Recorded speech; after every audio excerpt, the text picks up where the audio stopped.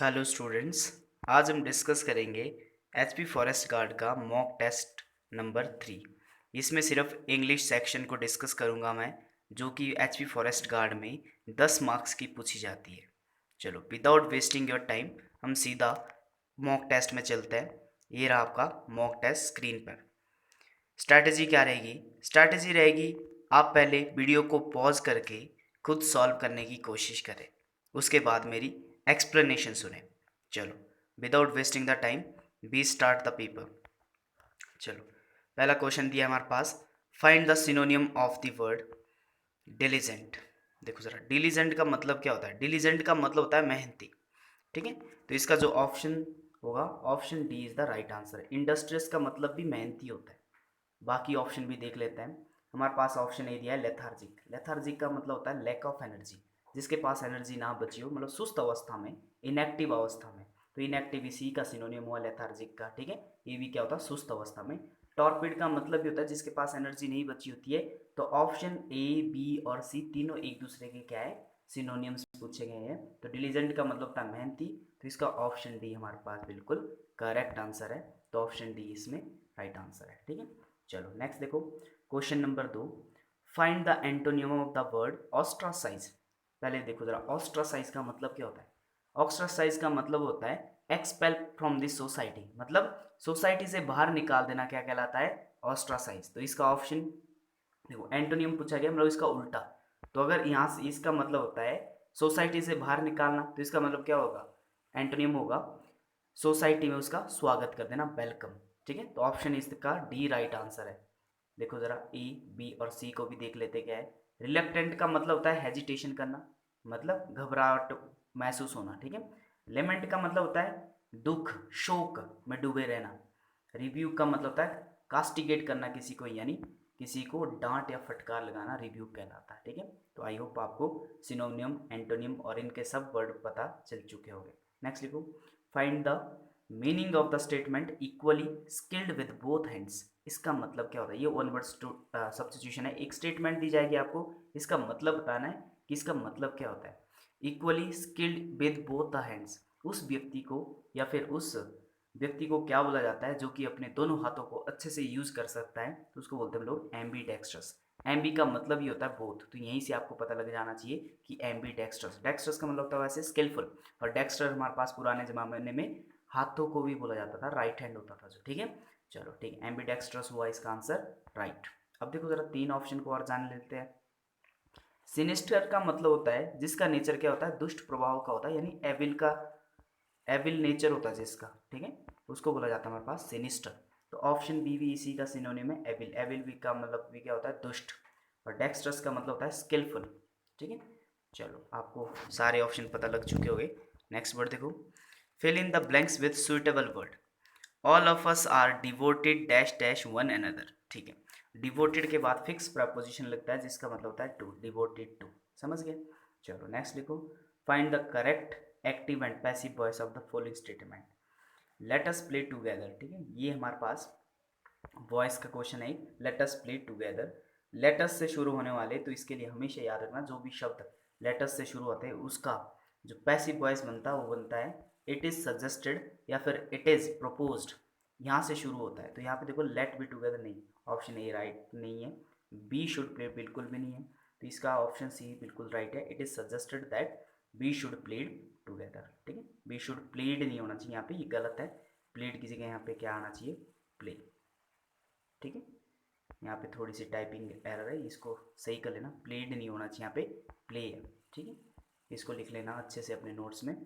It is suggested that B should play, क्योंकि जब भी हमारे पास मॉडल वर्ब आता है ना कोई, उसके बाद जब भी हमारे पास वर्ब यूज़ करते हैं वो हमेशा बेस फॉर्म रहती है, मतलब बी वन रहती है हमेशा। ठीक है, तो यहाँ पे शुड आया था, तो शुड के बाद प्लेड, तो ये गलती है। ठीक है, मतलब प्ले आएगा यहाँ पे, प्ले। ठीक है, या फिर ऑप्शन अगर सी नहीं लगाना तो यहाँ पे नोटा भी अवेलेबल है। ठीक है, नन ऑफ द अबव, अगर इसकी वजह से गलत हो गया। ठीक है, चलो नेक्स्ट लिखो, find the gender of the word bullock. ठीक है, बुलॉक का जेंडर क्या होता है? बुलॉक का होता है बछड़ा। ठीक है, मतलब जो बुल या फिर ऑक्स का मेल मेंबर होता है, छोटा सा बच्चा, बछड़ा बोलते हैं जिसको। ठीक है, उसको बोलते हैं बुलॉक। तो इसका क्या होता है हमारे पास, इसका होता है हेफर, हेफर होती है बछड़ी, छोटी बछड़ी है ना। तो कॉक आपको पता है। जेंडर, जेंडर होता है हमारे पास गूज का जेंडर, ठीक है, मतलब हंस।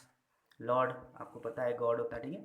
चलो नेक्स्ट देखो, find the correct spelled word, ठीक है, ये भी बहुत पूछी जाती है। आर्गूमेंट, ठीक है, आर्गूमेंट की स्पेलिंग देखो जरा क्या होती है,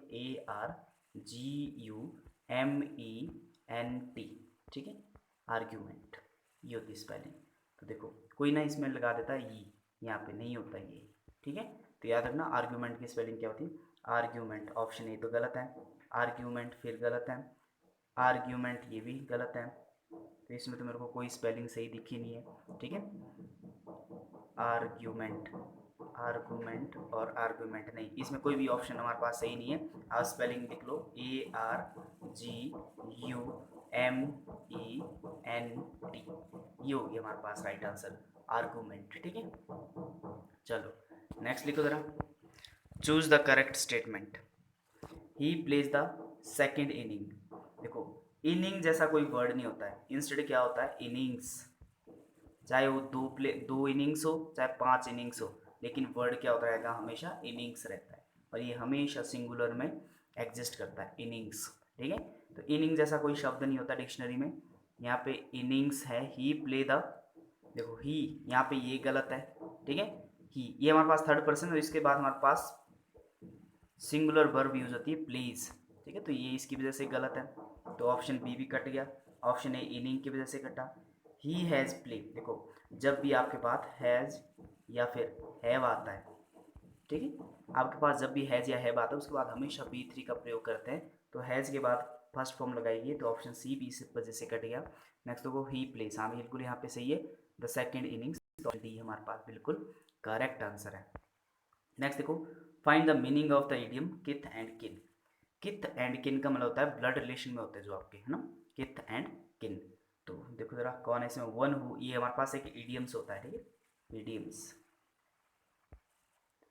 one who always betray the others, नहीं ये तो नहीं होता, इसका मतलब नेपोटिज्म, हाँ ये होता है ना ब्लड रिलेशन। तो इसका ऑप्शन क्या है, option number B. There is dash dash milk in the pot with which I can not make even a single tea, देखो जरा यहाँ पे क्या दिया, क्या बोल रहा है कि उसके पास इतना दूध है कि उससे वो एक चाय भी नहीं बना सकता है, मतलब ना के बराबर दूध है, और ना के बराबर के लिए हमारे पास ऑप्शन होता है हमारे पास लिटल, ठीक है। आ लिटल होता है जिससे काम चल जाता है, और दा लिटल का मतलब होता है जितना भी हो पूरा का पूरा, दा फ्यू का मतलब होता है जितने भी, ये हमारे पास काउंटेबल में होता है, ये अनकाउंटेबल में यूज होता है। तो इसमें ऑप्शन नंबर हमारे पास ए राइट आंसर है कि there is little milk in the pot with which I can not make even a single tea, तभी तो, अगर इसमें कुछ है ही नहीं तो अगर एक चाय भी नहीं बना सकती तो कितना दूध है, ना के बराबर दूध है। नेक्स्ट देखो option number, question number 10, it is dash dash who am responsible for the breaking of Ram's leg, देखो हमारे पास एक प्रोनाउन का रूल होता है कि इट इज, ठीक है, इट इज, इसके बाद जब भी आएगा हमारे पास हमेशा सब्जेक्टिव केस आएगा, ठीक है। तो इसमें से देखो जरा, मी ऑब्जेक्टिव केस है, यहाँ पे देखो क्या दिया है एम, यहाँ से भी आप हिंट पता कर सकते हो, तो एम किसके साथ आता है, सिर्फ आई के साथ, तो ऑप्शन सी हमारे पास बिल्कुल राइट आंसर है, ठीक है। चलो ये था पूरा का पूरा मॉक टेस्ट, आप मेरे को बताना कि आपके कितने मॉक में नंबर आए, ठीक है। चलो आई होप आपको पूरा पेपर समझ आया होगा फॉरेस्ट गार्ड का, ये हमारे पास मॉक टेस्ट नंबर 3 था, ठीक है। चलो खुश रहो, हंसते रहो, है ना, एंड मेहनत करते रहो। Thank you, have a nice day.